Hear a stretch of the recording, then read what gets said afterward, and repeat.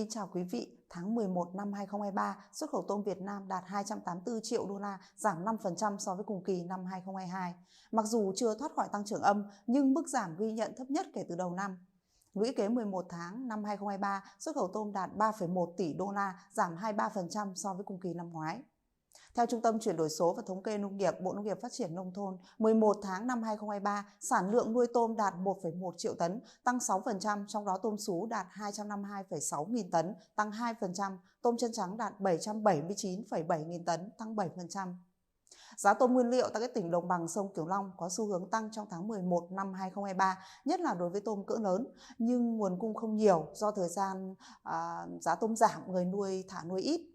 Về thị trường nhập khẩu, Mỹ là thị trường nhập khẩu đơn lẻ lớn nhất, tiếp tục tăng nhập khẩu tôm của Việt Nam trong tháng 11. Tháng 11 năm 2023, xuất khẩu tôm sang Mỹ ghi nhận tháng thứ 5 liên tiếp tăng trưởng dương. Lũy kế 11 tháng, xuất khẩu tôm sang thị trường này đạt 640 triệu đô la, giảm 17% so với cùng kỳ năm ngoái. Tổng nhập khẩu tôm vào Mỹ trong tháng 10 năm 2023 cũng tăng trưởng tháng thứ 4 liên tiếp sau 13 tháng sụt giảm.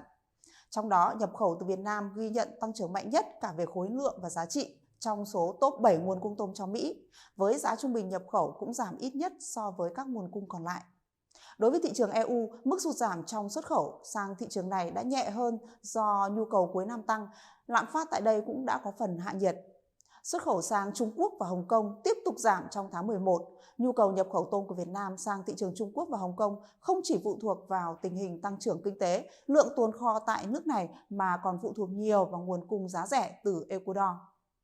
Nhu cầu nhập khẩu tôm của Trung Quốc vẫn tăng mạnh nhưng do có quá nhiều nguồn cung đổ xô vào thị trường này với giá chào thấp, cho nên tôm Việt Nam rất là khó cạnh tranh về giá. Tháng cuối năm nay, xuất khẩu tôm Việt Nam sang thị trường này dự kiến vẫn giảm so với cùng kỳ. Xuất khẩu tôm Việt Nam trong năm 2023 dự kiến đạt khoảng 3,4 tỷ đô la, giảm 21% so với năm 2022.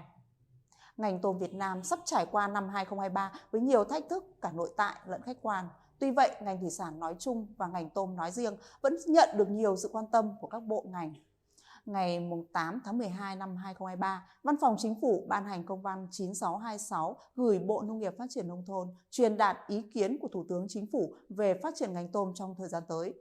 Tỉnh Cà Mau vừa mới tổ chức thành công sự kiện Festival Tôm Cà Mau nhằm tạo cơ hội để các doanh nghiệp giao lưu giới thiệu sản phẩm đến người tiêu dùng trong và ngoài nước.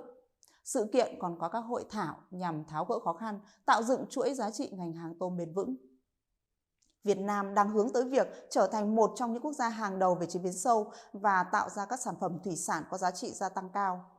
Thúc đẩy việc sản xuất các mặt hàng tôm giá trị gia tăng tiếp tục là định hướng của các cơ quan chức năng và ưu tiên của doanh nghiệp trong thời gian tới để ngành tôm tăng được sức cạnh tranh và phát triển bền vững. Xin cảm ơn quý vị đã chú ý theo dõi.